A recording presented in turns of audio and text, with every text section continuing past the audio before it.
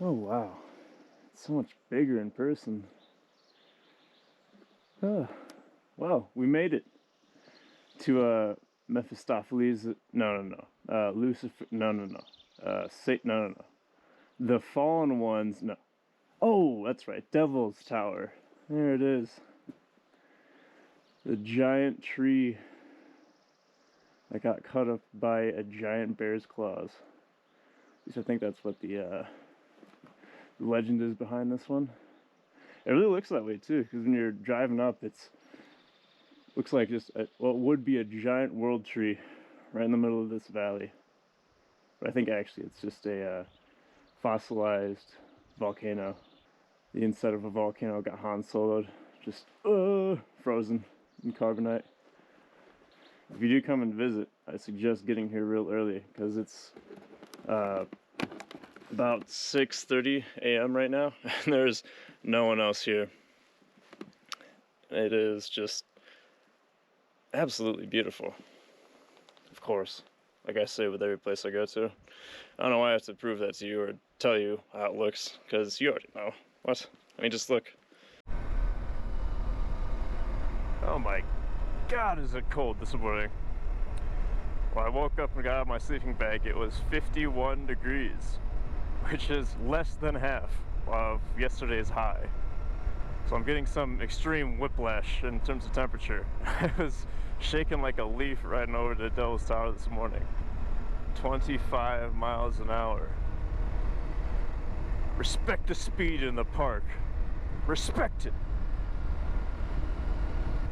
And I think because of maybe a combination of altitude change, the hot to the cold, I'm feeling a little loopy today, a little bit out of it. Even my jet fuel instant coffee wasn't enough to really wake me up, so maybe the old engine's just taking a little bit to fire up.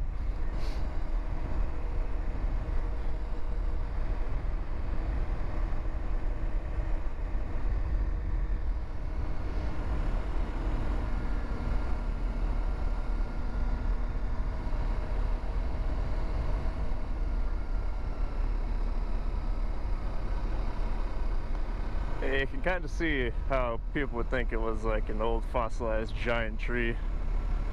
Man, it looks like one. Just a pillar in the middle of a forest. I was hoping that I might see some climbers up there today. Almost every time I've been here, there's been at least 3 or 4 groups making ascents, but not today. Maybe they might be on the other side though. Stay safe, friends. May there be no choss on your route. And may your holds never break. It's pretty early, so I bet we might see some prairie dogs out here getting work done for the day. Oh, yeah, there's one right there.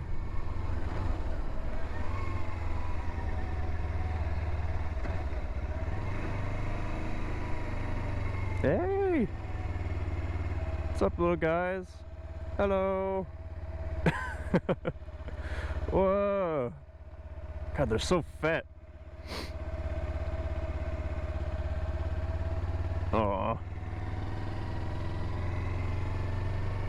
They're so cute.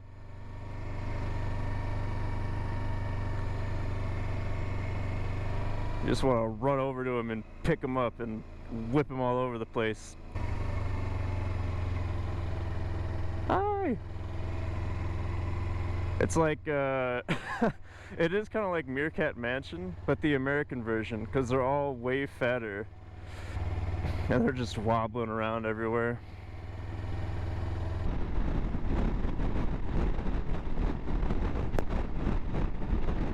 I want you to look at this.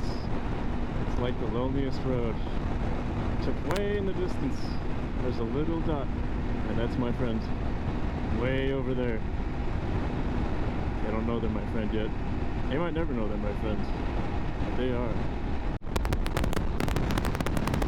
You're probably going to be able to barely hear me over the wind noise, but this is the strongest wind I've ever ridden in. Every few seconds it feels like my head's about to be snapped right off. To beat the wind, I've had to resort to going just full tuck. I am currently just spooning my fuel tank. I'm trying to be as small as possible. And it's helping a lot. My big fat helmet and motorcycle jacket are acting like sails for this wind. I'm just hoping that I can reach some mountains soon and this all dies down. Hey guys, who wants to race? Go, go, go! You're so fast! It is unfortunately still quite a ways until Sheridan, Wyoming. And my neck is fucking killing me. Oh my god. It is, I mean, it's either this or get blasted by wind. So I don't really know which one is worse. I guess I'll just do this until my neck gives out.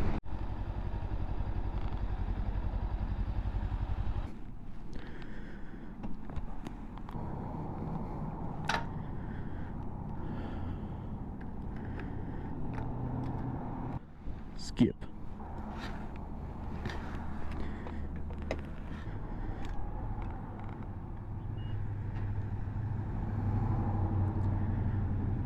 Da, da, da.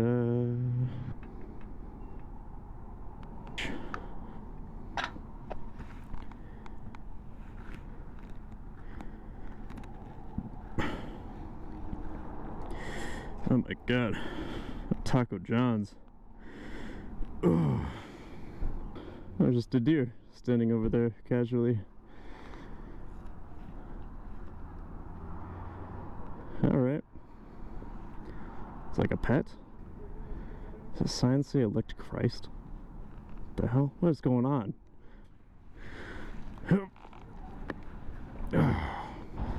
And that is how you fill up a Kawasaki versus X300. In case you were wondering. If that method doesn't work for you, give me the 16 digits on the front of your credit card, your full name, and the expiration date of the card, and the security code on the back. And I'll work with you on how to, you know, use my method. Alright, we are now headed out of Cody, Wyoming. Now, the keen-eyed among you probably noticed that a lot of time has passed. Well, there's a perfectly good reason for that. And it's because I only had 2 batteries with charge in them for my GoPro. I did pick up those 2 extra in Rapid City, but I never charged them or never had the opportunity to charge them. So I was living on 2 batteries worth of juice for the 3 days, and I ran out in like a day and a half. So right when we were about to get to the cool twisty mountain roads on the alternative Route 14, the GoPro called it quits, which really sucks because it was pretty gorgeous. You had to have been there, which is I think the reason that I'm taking these videos. I think what I'll do is I'll just maybe throw up some pictures while I talk over, maybe, because I took a few with my phone. Route 14 was, alternative Route 14 was amazing, just completely gorgeous. There was still a little bit of ice, you know, way up high. So we got to pretty high elevation, I think around maybe 10,000 feet. And one of the other great things, oh shit, I didn't read that sign. Did it say no to Wyoming? I know there's been some closures. I just hope it's not this road. Well, anyway, we'll figure that out tomorrow.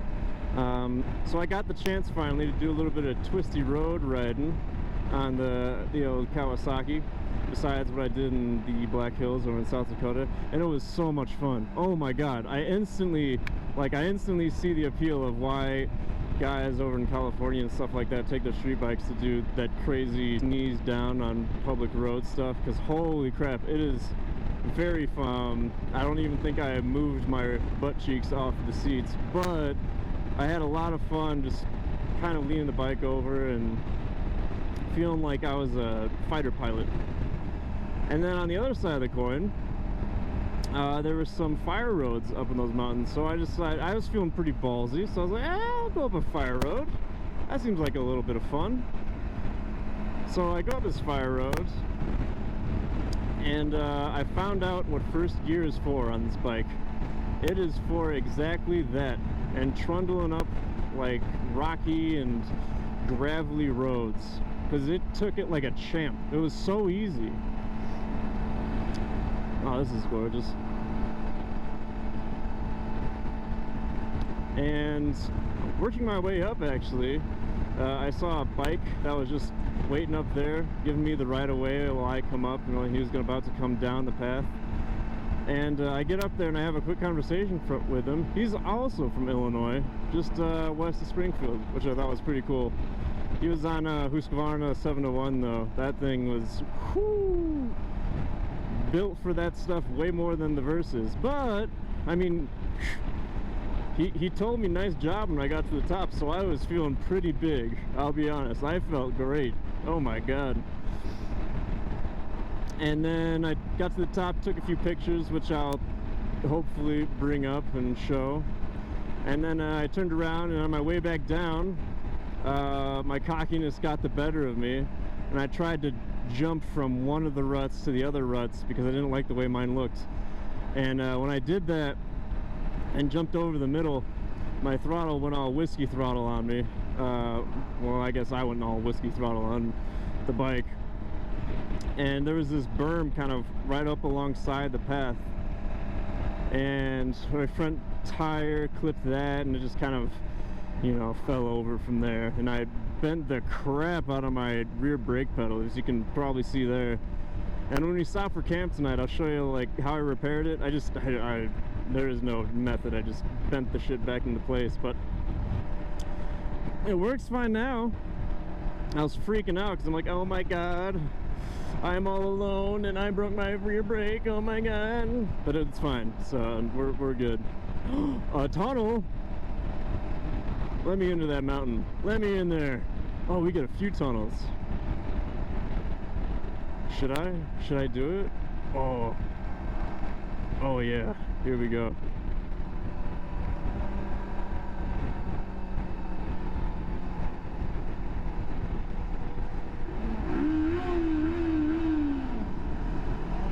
That was fun.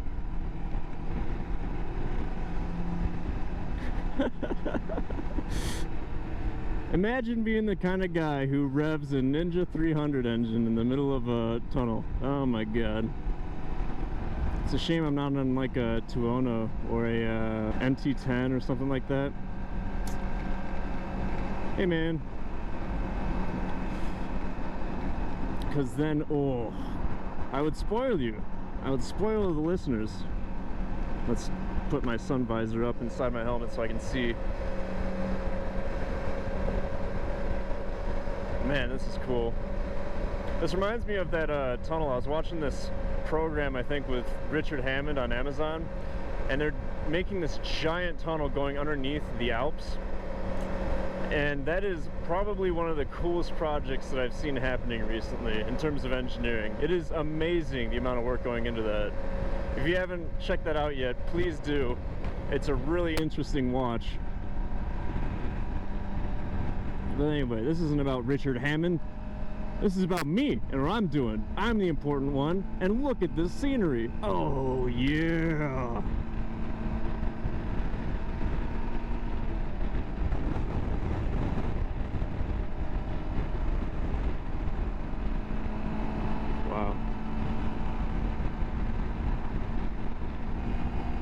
Yeehaw! Hey! Okay, so we're at a campground near Wapiti, I think, Wyoming. More tech problems. My GoPro ran out of battery somewhere between Cody and here, and now when I try to turn it back on, it won't, so I'm not quite sure what's happening. I might have to buy a new camera, I don't know. I'm offloading as much off that SD card as I can, and maybe there was just too much on there and it was faulting for some reason. Anyway, I'm getting bit up by mosquitoes. What I wanted to show you was the scars from today's little adventure. On my rear brake here, this guy. See the scratch marks on him from me marking it up with the vice grip that I used to bend him back into shape with just brawn, definitely no brain. But it looks pretty good now. It's got this cool S-curve to it. Hey. And it still works. So that's all I can ask for, really. And then one other thing I picked up at a hardware store is this little gallon container for gas. So this should come in pretty handy for that last little distance between the last service station in Alaska and then Prudhoe Bay or Dead Horse, where I think it's like a little over 230 miles where there's no service stations at all. So between the tank and then this, I think we should have enough. But I'm gonna set up camp now. Let's get that sun out of the way. I'm gonna set up camp and hopefully figure out GoPro stuff. Maybe I gotta buy another one, I don't know. Haven't been really impressed by their stuff too much, so wish me luck. I'll check in tomorrow, hopefully.